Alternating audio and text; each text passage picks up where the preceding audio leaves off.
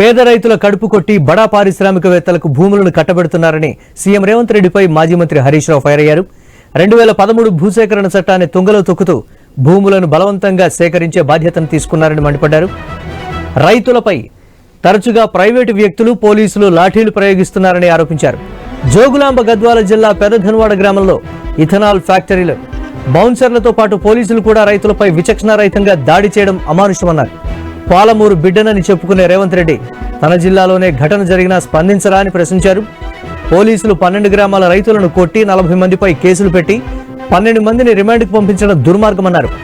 రైతులను కొట్టిన బౌన్సర్లపై ఎందుకు కేసులు పెట్టడం లేదని హరీష్ రావు ప్రశ్నించారు.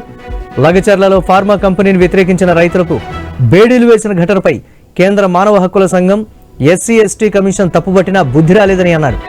రైతులు ప్రజలకు పనికి వచ్చే ఒక్క పని కూడా చేయకుండా పేదలకు భూములను కట్టబెడుతున్నారని ఆరోపించారు. రిమాండ్లో ఉన్న 12 మంది రైతులను వెంటనే విడుదల చేయాలని హరీష్ రావు డిమాండ్ చేశారు.